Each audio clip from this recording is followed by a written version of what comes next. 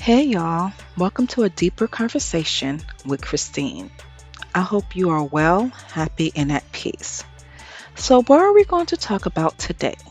Well, today we're going to talk about being a ride or die friend. So, what is a ride or die friend? Well, it is someone who is deeply loyal and committed to you. Someone who stands by your side no matter what you're going through, especially when you're going through very difficult and challenging times.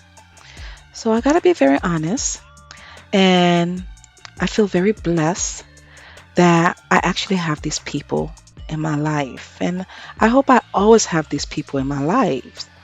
And I guess in order to have ride or die friends, you gotta be one yourself. So I do believe I'm a very loyal person. So I guess that's why I have such good people in my life, right? But the question is, would you be a ride or die friend if you know your friend is committing illegal or immoral acts? Well, let me tell you, my answer will be no, right? Because let me explain something to you. Your really close associates or friends have a huge influence on how you act, you know? So think about it.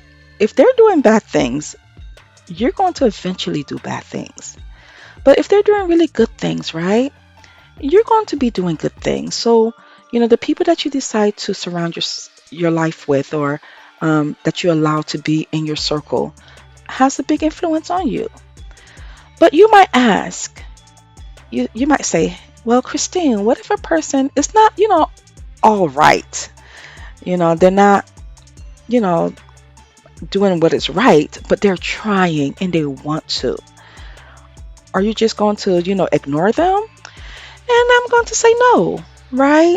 Because the operative words is want to, right? So if the person is trying to change and they just need encouragement, why not be there to encourage that person? Nobody's perfect.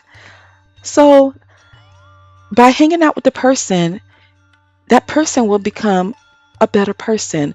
And in turn, you get to be encouraged by the person trying to do what is right. So it's like an interchange of encouragement, right?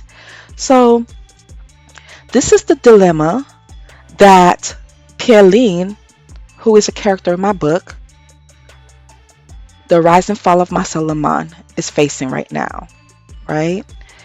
So Pierre-Liene is deeply and madly in love with Marcel.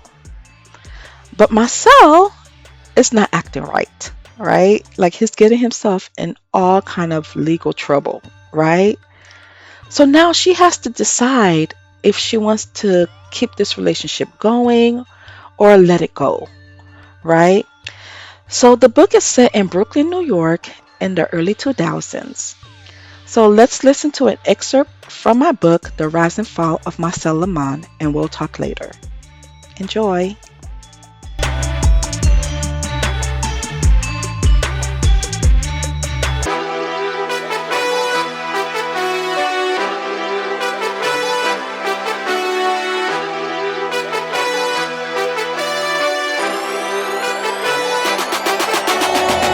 From the ground we rose, now the city knows. Lights on, hearts fall, can't be but a soul. Fast life, no lows, highs we chose. Now we can't let them know, let them know. We don't stop now, we don't fold. For all night, yeah, we don't go. Into the sky, let them know. We run the world, we run the show. Chapter 5. One day, while I was sitting in the living room braiding my sister's hair, I heard a commotion in the hallway. I rushed to the door, hoping it might be Marcel, but when I opened it, I froze, stunned and heartbroken. There was Marcel, bent over with his head in his hand, bleeding heavily. Two men who looked to be in their early 20s stood on either side of him, holding him up. I gasped, "What happened? Marcel, what happened?" One of them answered, "Little homie got jumped. He was selling on the wrong block." Without thinking twice, I reached into Marcel's pocket, pulled out his keys, and unlocked his apartment door. I was grateful his mother wasn't home to see any of this. The men helped him to the couch in the living room, gently laying him back and telling him to tilt his head to stop the nosebleed. I asked what I could do to help, and one of them told me to grab more tissue. As I handed it over, the other checked his watch and said they couldn't stay much longer, but would come back to check on him later. And just like that, they left. At the time, I didn't know who they were, but later I learned they worked for Nadium. You see what I told you, Marcel? I said, fighting back tears. I told you this would happen. Please, stop. He didn't answer. Maybe he couldn't. Instead, he motioned for a pen and paper. I brought them to him. He scribbled quickly and held it up. Go home. Anger from the pit of my stomach wheeled it up. Fine, have a great life. Not, I snapped, then stormed out of the apartment. Later that evening, while my family and I were eating dinner, there was a knock on our door. My oldest brother, Mark, answered. Pierre-Liene, it's Marcel, he said. I started to get up, then sat right back down. Tell him I'll talk to him later. I'm eating, I said, pretending not to care. After dinner, I couldn't resist. I had to check on him. I knocked on the Lehman's door and Lori answered. I kissed her cheek and asked to see Marcel. He came out of his room with tissues stuffed in both nostrils. He looked terrible and a little awkward, and I couldn't help but let out a soft laugh.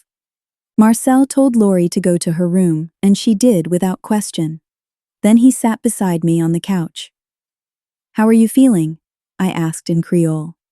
Fine, he answered in English. Lately, Marcel had been speaking less Creole and more English. So what are you going to tell your mom? I asked. That I got jumped for my gear, he replied casually. Oh, okay. But Marcel, why were you selling in someone else's territory? Do you have a death wish? He shrugged. I can't let my mom see me selling drugs, you know. I just stared at him for a moment, unable to answer. I could feel the exhaustion hanging in the room. Feeling drained, I leaned back on the couch. Marcel finally broke the silence. Anyway, I'm sorry for telling you to go home earlier. I just didn't want to hear it then. I changed the subject. So what does your mom say about all this new stuff you've been getting? He gave a slight smile. I told her Chico gave me an under-the-table job, and guess what? She actually went to talk to Chico to make sure I was telling the truth. She should have, I said. If my 15-year-old son suddenly had a job, I'd want to know who he was working for. That's what good parents do. Chico was a small business owner on our block, kind, street-smart, and respected. Because Marcel was fluent in Spanish, he got a part-time job with him. That job, unfortunately, opened the door to a steady stream of clients for Marcel's other job. Even though I didn't approve of the life he was sliding into, I admired him for stepping up to support his mom and sisters. I tried so hard not to fall in love with him, but I couldn't help it. I already had.